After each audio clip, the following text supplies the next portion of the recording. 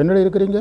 Common என்று தொடங்குகிற மந்திரத்துக்கு ஆசைக்கடவுனுடைய உடம்பு, யமனுடைய உயிர், சூரியனுடைய பற்கள், கலைமகளுடைய மூக்கு, பிரம்மனுடைய தலை ஒன்று, நெருப்பு கடவுளுடைய கை, சந்திரனுடைய கலை, தக்க எச்சனுடைய தலை, குற்றம் செய்தமைக்காக இவைகளெல்லாம் நீக்கி அவர்களை பரிசுத்தப்படுத்திய விதத்தை நாம் பாடி என்ன செய்வோம்? தோல் நோக்கம் ஆடுவோம். குறிப்புரை: இறைவன் யோகத்தில் இருந்தபோது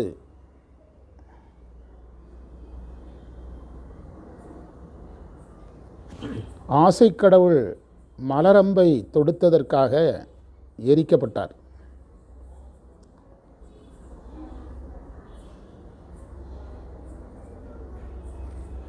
மார்க்கண்டேயருக்காக யமன் உதைக்கப்பட்டு உயிரிழந்தான்.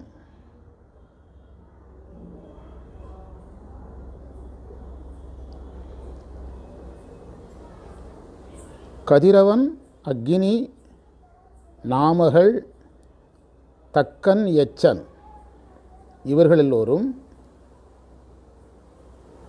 தக்கன் வேள்வியில் வீரபத்திரரால் தண்டனை கொடுக்கப்பட்டவர்கள்.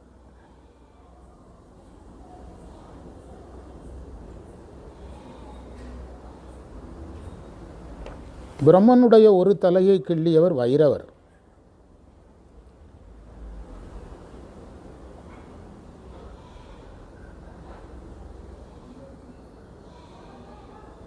சந்திரன் தக்கன் வேள்வியில் மட்டுமல்ல, சாபத்தினாலும் தன்னுடைய கலைகளை இழந்தார்.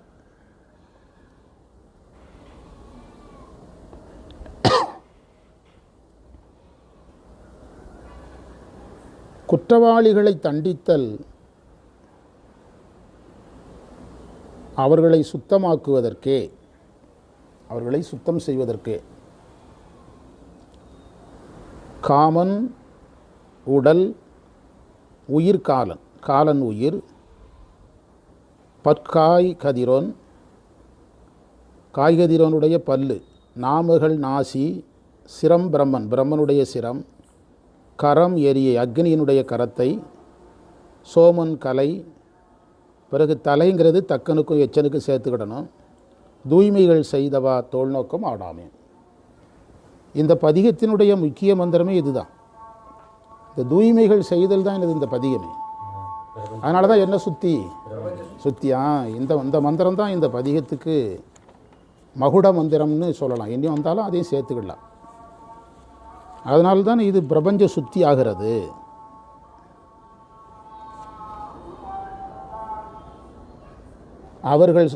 அவர்கள் இறைவனால், வீரபத்திரரால், வைரவரால் தண்டிக்கப்பட்டாலும் சுத்தம் செய்யப்பட்டதாகவே நாம் எடுத்துக்கொள்ள வேண்டும்.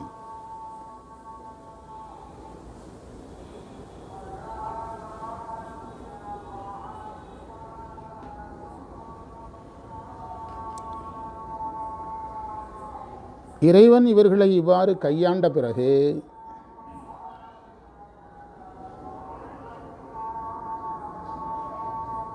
அவர்கள் மாயையிலிருந்தும், அடுத்த பாயிண்ட் தான் ரொம்ப முக்கியம், மாயையிலிருந்தும் முனைப்பிலிருந்தும் விடுபடுகிறார்கள். தண்டனை கொடுக்கும்போதே முனைப்பு போயிடும். தண்டனை வாங்கிட்டாலே முனைப்பு போயிடும். மாயையிலிருந்தும் முனைப்பிலிருந்தும் விடுபடுகிறார்கள். இந்த மாயிலிருந்து விடுபடுதல், நான் பிரம்மம் என்று முனைப்பு கொள்ளுதலிருந்து விடுபடுதல் நிகழ்ந்தாலே அந்த உயிர் சுத்தமாயிரும்.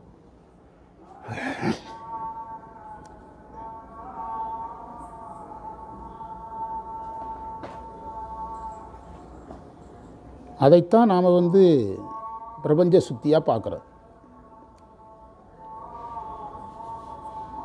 அடுத்த மந்திரத்துக்கான உரை எழுதுகிறோம். அயன்மால் என்ற 2 தேவரும்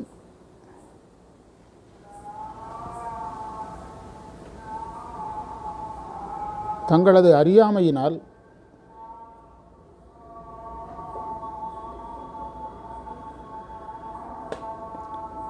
நாமே எல்லாவற்றிற்கும் மேலான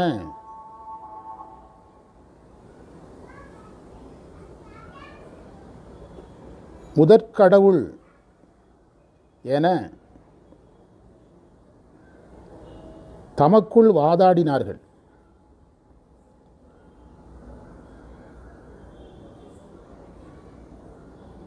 அவர்களுடைய அந்த நெஞ்ச துடிப்பை அல்லது முனைப்பை, அகங்காரத்தை,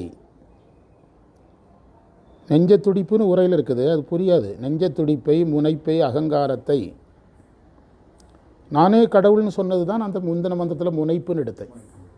அதாவது பிரபஞ்ச சுத்தி நிகழ்கிறதுனாலேயே ஒருத்தரை சுத்தப்படுத்திட முடியாது, எதுவும் போகணும், நான் பிரம்மங்கிறதும் போகணும் இல்லை. அதான் அடுத்தலாம் அதை வச்சார். இவங்க ரெண்டு பேரும் செய்த தப்பு என்னென்னா, நான் யாருன்ட்டாங்க, பரம்பொருள்ன்ட்டாங்க. அதாவது ஆன்மரூப ஸ்டேஜுக்கு போயிட்டாங்க. பிரபஞ்ச சுற்றி வந்த பிறகு ஆன்மரூபம் வரும் சார். அதைத்தான் அவர் வரிசையாக வச்சுருக்கிறார். அவங்க ரெண்டு பேருக்கு நடந்தது என்னதுன்னா, அந்த நான் பிரம்மங்கிற எண்ணம் வந்துட்டு, ஆமாம், ஆன்மரூப நிலை வந்துட்டு. தமிழ் வாதாடிய நெஞ்ச துடிப்பை, பதப்பை, முனைப்பை அடக்கும் வண்ணம் சிவபெருமான் அனல் பிளம்பு வடிவாய்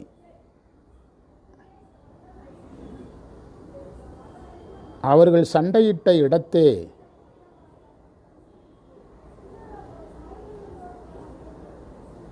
அவர்கள் சண்டையிட்ட இடத்தில்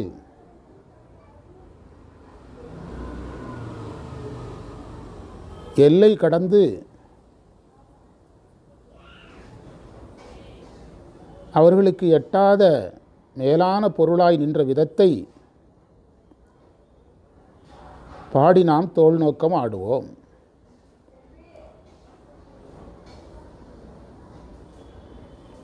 குறிப்புரை: பரமம், மேலான பொருள் அல்லது பரம்பொருள். அயனும் அறியும் பரம்பொருள் கிடையாது. அவர்கள் தேவர்கள் தான். அதைத்தான் பிரபஞ்ச சுத்தி நிகழ்ந்த உடனேயே அந்த உயிருக்கு நான் பிரம்மங்கிற எண்ணம் வரும். அந்த எண்ணத்துக்கு தான் இந்த மந்திரத்தில் மாணிக்கவாசகர் கரெக்டாக அந்த இடத்துல இந்த வரலாறை சொல்கிறார். இந்த இடத்துல சொல்கிறார். இதுக்கு முந்தின மந்திரத்தில் பிரம்மன் வந்தாலும் அங்கே வந்த நோக்கம் வேறு, இங்கே வந்த நோக்கம் வேறு. ஆமாம், நோக்கம் வேறு. பிரம்மன் அரியன்று இருவரும் தம் பேதைமையால் பரமம் யாம் பரமம் என்றவர்கள் பதைப்பு ஒடுங்க அரணார் அழலுருவாய் அங்கே அளவிறந்து பரமாகி நின்றவா தோல் நோக்கம் ஆடாமோ. அயனும் ஆளும் அறியாமையால் தங்களை பிரம்மம் என்றார்கள்.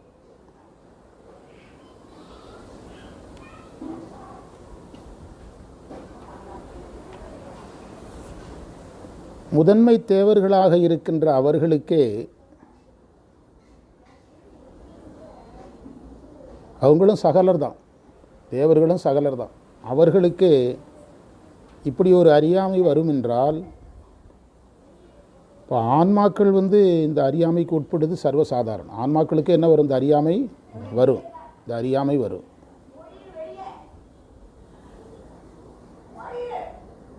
அவர்கள் தங்களை பரம்பொருள் என்று சொன்னது ஆன்மரூபம் என்ற இடம். அதுக்காக அவங்களுக்கு ஆன்ம சுத்தி வந்துட்டு, தத்துவ சுத்தி வந்துட்டுன்னு சொல்ல முடியாது. அவங்க நிற்கிற இடம் அது, அவ்வளோதான். அப்படின்னா தான் அவங்க எல்லாமே அடைஞ்சி வீடு பேருக்கு வந்துடுவாங்களே. ஆமாம். அதாவது ஆன்மரூபம் என்ற இடம், அந்த இடத்தில் ஒரு ஆன்மா இருக்கும்போது அந்த சாதகனை மீட்பதற்காக இறைவன் குருவாக வருகிறார்.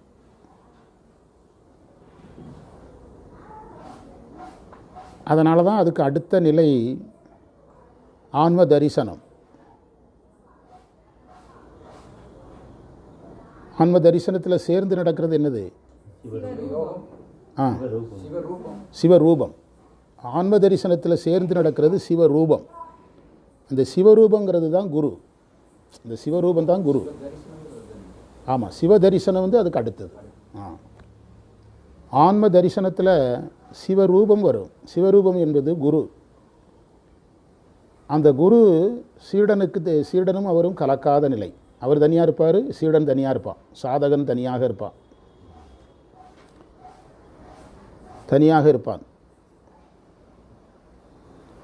அது இறைவனே குருவாக வருகின்ற இடம். அவர்கள் ஆன்ம தரிசனம், ஆன்ம சுத்தி, சிவபோகம் இப்படி படிப்படியாக போகுவதற்கு உரியவங்க கிடையாது. அதனால தான் மாணிக்கவாசகர் ரொம்ப கவனமாக சொல்லிட்டார். சிவபெருமான் நெருப்பான் நின்னார் அப்படின்னு முடிச்சுக்கிட்டார். அவர்களுடைய எது அடக்கப்பட்டது? அவ்வளோதான், முனைப்பு அடக்கப்பட்டது. அதுக்காக உடனே ஆன்ம தரிசனத்துக்கு போனாங்க, பிறகு சிவபோகத்துக்கு போனாங்க, அப்படியே வீடு பேருக்கு போனாங்கன்னா அவங்களுக்கு என்ன செய்யக்கூடாது? சொல்ல முடியாது, சொல்லக்கூடாது. அதனால தான் இறைவன் அழலுருவாய் நின்னார்னு சொன்னாரே தவிர பரமாக நின்றார். அவர்கள் புரிஞ்சுக்கிட்டாங்க, நம்ம 2 பேரையும் விட அவர் என்ன ஆள், பெரிய ஆள் என்று புரிந்து கொண்டார்கள். நாமே பிரம்மம் என்று கொண்ட கருத்து தவறு. பிரம்மம் யாரு தான்? சிவன் தான் என்று புரிந்து கொண்டார்கள். அப்படி புரிந்து கொண்டதுனால அவங்க மோட்சத்துக்கு போனாங்கன்னு சொல்லிடக்கூடாது. அது ரொம்ப கவனமாக சொல்லணும். ஆமாம், ஏன்னா அவர்கள் எதற்கு தகுதி இல்லாதவர்கள்? அவங்க இதில் தான், போகத்தில் தான் கவனமாக இருப்பாங்க. அதைத்தான் இங்கு மாணிக்கவாசகர் தெளிவுபடுத்துகிறார். இந்த பதைப்பு ஒடுங்க என்பது தான் பிரபஞ்ச சுத்தி. பதைப்பு ஒடுங்க, பதைப்பு என்பது மாயையிலிருந்து தான் வரும். மாயையிலிருந்து வருவது தான் பதைப்பு. அது ஒடுங்க இறைவன் அழலுருவாய் நின்றார். அழலுருவாய் நிற்கும்போது அடுத்த நிலைக்கு அது போயிடுது. அடுத்த நிலை என்னது? ஆன்ம தரிசனத்துக்கு போயிடுது. ஆன்ம தரிசனத்துக்கு போய் ஆன்ம சுத்திக்கு போகும்போது இந்த ஆன்மா நான் ஐந்தொழில் செய்வேன், நான் பிரம்மங்கிற எண்ணத்தையெல்லாம் என்ன செஞ்சிடும்? விட்டுரும், கைவிட்டுரும். என்ற எண்ணத்தையெல்லாம் கைவிட்டுரும். அது அளவுக்கு எடுத்துக்கொள்ளலாம். அடிமையாச்சுது, ஏகனாகி இறைவனி நின்றுச்சுது, சிவன் தான் எல்லான்னு நின்றுச்சுது, வீடு பேற்றுக்கு சாதனை செய்துச்சுன்னு அவங்களுக்கு என்ன செய்யக்கூடாது? ஆமாம், அப்படின்னு அப்படி ஒரு தலைப்பு வைக்க மாட்டாங்க. பிரபஞ்ச சுத்திங்கிற தலைப்பு அவங்களுக்கு அந்த லெவல் தான். எது வரைக்கும் தான் பிரபஞ்ச சுத்தி ஆகுவாங்க, திரும்ப பிரபஞ்சக்குள்ளே போவாங்க, மயங்குவாங்க, மயக்கத்துலேருந்து வெளியே வருவாங்க. முதல் 3 தான் கேரண்டி, திரும்பவும் அங்கேயே போய் விழுந்துருவாங்க. அடுத்த மந்திரத்தோடு நிறைவு செய்வோம். ஏழை தொழும்பனேன், அற்புதமான மந்திரம். ஏழை தொழும்பனேன் எத்தனையோ காலமெல்லாம் பாடுக்கு இறைத்தேன் பரம்பரனை பணியாதே, மூளி முதல் சிந்தாத நன் மணி என் பிறவி தாளை பறித்தவா தோல் நோக்கமாடாமோ எடுக்கலாம். அதுக்கு நான் உரை எழுதலாம். அறிவில்லாத அடியேன்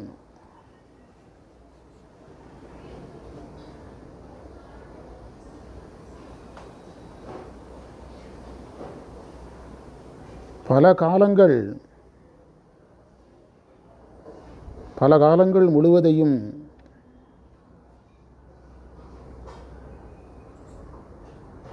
மேலான கடவுளை தொழாமல்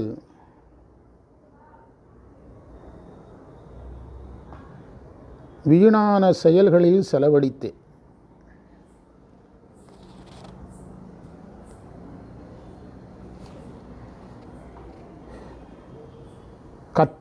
கற்பம்னா காலம், பெரிய காலம். கற்பங்களுக்கு அதிபதி இறைவன் என்றும் அவன் அழியாத மாணிக்கம் போனவன் என்றும் பிராக்கெட்டில் என் குருவாக எழுந்தருளின்னு கொடுத்துருக்காங்க. எனது பிறவியின் அடிப்படையை பிடுங்கி ஒழித்த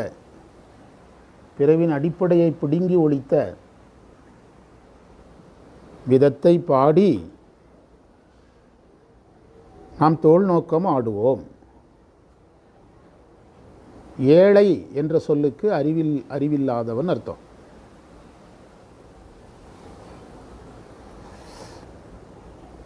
தண்ணீரை வீணாக்குதல் போல நான் காலத்தை வீணாக்கினேன் என்று கூறுகிறார்.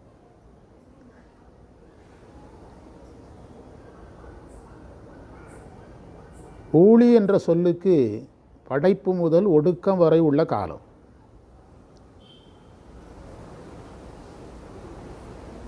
அந்த காலத்திற்கும் தலைவன் இறைவனே. இவை வந்து போம் காலமே, திருவாசகத்தில் சொல்கிறார். இவை வந்துவோம் காலமேன்னு ஒரு இடத்துல சொல்கிறார். அந்த காலமும் இறைவன் தான். அவன் காலத்தை கடந்தவன். அதனால்தான் ஊழி முதல் சிந்தாதே என்றார். ஊழிகளை கடந்திருப்பவன்.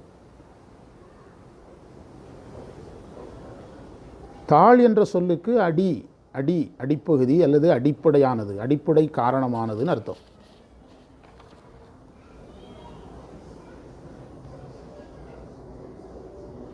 இந்த பதிகத்தில் மாணிக்க வாசகர் தன்னை நிறுத்தின மந்திரம் ஒரே மந்திரம் இதுதான். எந்த ஒவ்வொரு மந்திரமாக பாருங்கள், முதல் மந்திரத்தில் மாணிக்க வாசகர் வரமாட்டார். என்றும் பிறந்திறந்து ஆளாமே ஆண்டு கொண்டான் ரெண்டாவது மந்திரத்தில் ஒரு வரி இருக்குது. 3ல் கண்ணப்பர் வந்துடுறாரு, அதானே? 4ல் மாணிக்கவாசகர் உள்ள வர்றார். 4ல் மாணிக்கவாசகர் வர்றாரு. 5ல்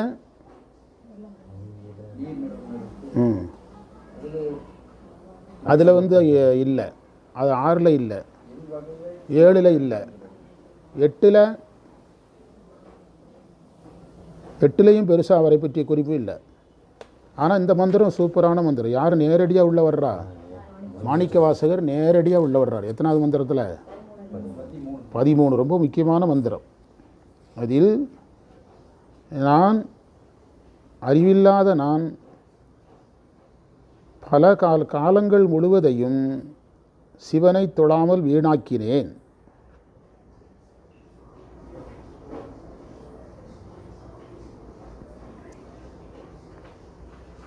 என்று சொல்லுகிறார்.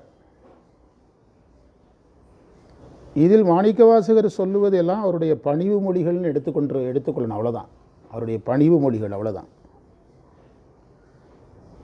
கற்றறியேன் கலைஞானம் கசிந்துருகேன் ஆயிடினும் மற்றறியேன் பிற தெய்வம். அவரே தான் சொல்கிறார். வேறு தெய்வம் எனக்கு தெரியாதுன்னுலாம் சொல்கிறாரு. அப்போ வேறு தெய்வம் தெரியாதுன்னா அப்போ சிவனை கும்பிட்டுருக்கணுமில்ல. இது அவர் பணிவாக சொல்கிறார். ரொம்ப காலம் நான் சிவனை வணங்காமல் இருந்தேன் என்று சொன்னது அவருடைய பணிவு மொழி. இதற்கு முந்தைய மந்திரத்தில் அயன்மால் அறிவில்லாதவர்கள்னு சொல்லப்பட்டிருக்கிறது. அவரே தான் சொல்கிறாரு. இந்த மந்திரத்தில் தன்னையே அறிவில்லாதவன்கிறார். ரெண்டுக்கும் வேறுபாடு இருக்குது. அவர்களுடைய அறியாமை முனைப்பில் வந்தது, இவருடைய அறியாமை என்றது பணிவில் சொல்கிறது. மாணிக்கவாசகர் அறியாமையில் இருந்தார் என்று சொல்லக்கூடாது. இவ்வாறு மாணிக்கவாசகர் சொல்லுவது, இதை படிக்கின்ற ஆன்மாக்கள் இங்கு சொல்லப்பட்டிருக்கிற சிவனை மறந்து காலத்தை வீணாக்கக்கூடாது என்பதை தன்மேல் வைத்து சொல்கிறார். அவ்வளோதான். சிவனை மறந்து காலத்தை வீணாக்கக்கூடாது என்பதை தன்மேல் வைத்து சொல்கிறார்.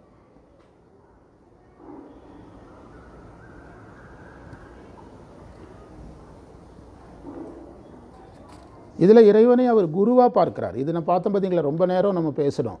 அதாவது இதுக்கு முந்தின மந்திரத்திலேயோ அதுக்கு முந்தின மந்திரத்திலேயோ எது வரைக்கும் நகர்த்திடக்கூடாது? குருவுக்கு நகர்த்திடக்கூடாது. அயன்மாலுக்கு குரு சொல்லக்கூடாது. அதுக்கு முந்தி வந்தாங்க பாருங்கள் நிறைய பேர். யாருக்கும் யாரும் சொல்லிடக்கூடாது. இறைவன் இப்படி உதவுனதுனால அவங்க பிரபஞ்ச சுத்தி வரைக்கும் வந்தாங்கன்னு முடிச்சுக்கிடும். முனைப்பு குறைஞ்சிதுன்னு வச்சுக்கணும். திரும்பவும் எதில் போய் விழுவாங்க? திரும்பவும் அந்த மாயையில் போய் விழுவாங்க. ஆனால் மாணிக்கவாசகர் தனக்கு சொல்லும்போது யாரை கொண்டு வர்றாரு? இதுதான் வித்தியாசம். நம்ம இப்படி வருதுன்னு எனக்கு தெரியாது, ஆனால் அதில் நம்ம தெளிவாக இருக்கணும். அவங்களுக்கு குரு சொல்லிடக்கூடாது, ஆனால் யாருக்கு சொல்லாமல் விட்டுறக்கூடாது? சொல்லாமல் விட்டுறக்கூடாது. மாணிக்கவாசகர் இறைவனை தனக்கு குருவாக வந்ததை சொல்லுகிறார். சிவனை வணங்காத ஒருவருக்கு சிவன் எப்படி குருவாக வருவார்? இது மாணிக்கவாசகருடைய பணிவு. ஆமாம், பற்றே இல்லாத நிலையில் தானே இருந்தார். ஆமாம், அதுதான். அதில் அவர் சொல்ல வர்றது என்னென்னா, அதுதான் முக்கியம். மானுட பிறப்பு உயர்ந்ததுங்கிறத இதிலிருந்து தெரிஞ்சுக்கணும். அதாவது அந்த கடவுள் பிறப்பை விட மானுட பிறப்பு யாருடைய அருள் கிடைக்கும்? குருவருள் கிடைக்கும். குருவருள் கிடைக்கிற பிறப்பு அதை யார் மேலே வச்சு சொல்கிறாரு? அவர் மேலே வச்சு சொல்கிறார். தேடினார். அவர் வேறு போகங்களை எல்லாம் விரும்பலை. அது மட்டும் இல்லை, நல்மணி வந்துனார் என் பிறவி தாளை பறித்தவான்ட்டார். என்னுடைய பிறவிக்கு அடிப்படையாக இருந்த நெல் இருக்கிறாங்கல்ல, அந்த மாதிரி தாள்னா அடிப்பகுதின்னு அர்த்தம். நெல் இருக்கிற மாதிரி வேரோடும் வேரடி மண்ணோடும் அறுத்துட்டாங்கிறார். தாளை பறித்த முறையை தோல் நோக்கம் ஆட்டமாக நாம் சொல்லுவோம்.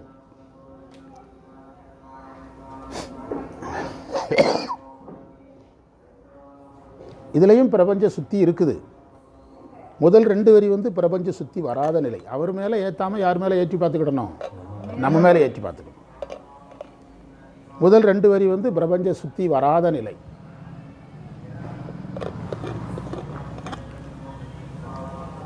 அதுக்கு பிறகு இருக்கிறது எனது பிரபஞ்ச சுத்தி வந்த நிலை. ஆமாம், வந்த நிலை. அதுவும் அது முற்றிலும் மாணிக்க வாசகருக்கே நேரடியாக பொருந்தக்கூடியது. ஒருவேளை நாம் இப்படி இருந்தோம்னா இவ்வளோ வேகமாக நடக்காது. இதே மாதிரி நம்ம வாழ்க்கை வரலாறு. நான் முதல் 10 வருஷம் சைவமே பண்ணலை, 11ஆவது வருஷம் இறைவன் குருவாக வந்தார், எனக்கு பிறவி போயிட்டுன்னு சொன்னால் அது சாத்தியம் கிடையாது. இது யாருக்கு மட்டும்தான் பொருந்தும்? அவருக்கு மட்டும்தான் பொருந்தும். அதை இதில் அழகாக பதிவு செய்தார். அடுத்த மந்திரத்தையும் நிறைவு பண்ணிடலாம். அடுத்த மந்திரத்திற்கான உரை எழுதுங்க.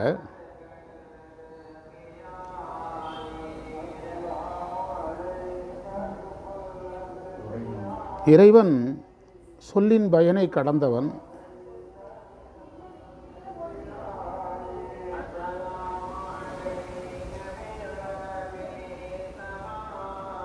உயிருக்குள் இருக்கின்ற அறிவு ஒளி.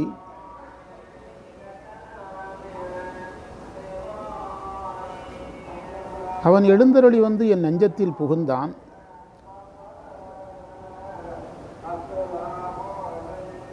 இதில் அந்த பிரபஞ்ச சுத்தி வருது பாருங்க. உலக பற்றாகிய பெரிய கடலை நான் தாண்டி அப்பால் செல்ல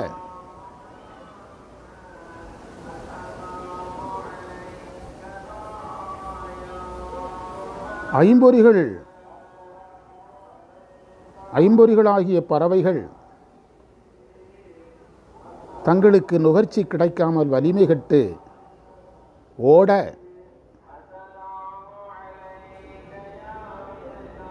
ஐம்பொறிகளினுடைய கதி ஒளிந்த விதத்தை பாடி நாம் தோல் நோக்கம் ஆடுவோம்.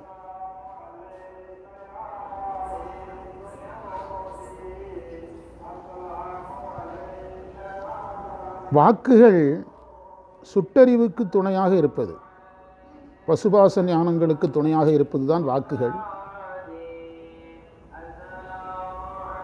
இறைவன் அதனை கடந்த பேரறிவு. அதனால் உரைமாண்ட என்றார். பேரறிவாளன், அதனால் உரைமாண்ட என்றார். காமம் என்ற சொல்லுக்கு ஆசை என்று பொருள். துறை என்ற சொல்லுக்கு பெரியரை போட்டுக்கிடணும், துறை என்று போட்டுக்கிடணும். அந்த துறை என்பதற்கு வழி அல்லது கதி என்று பொருள்.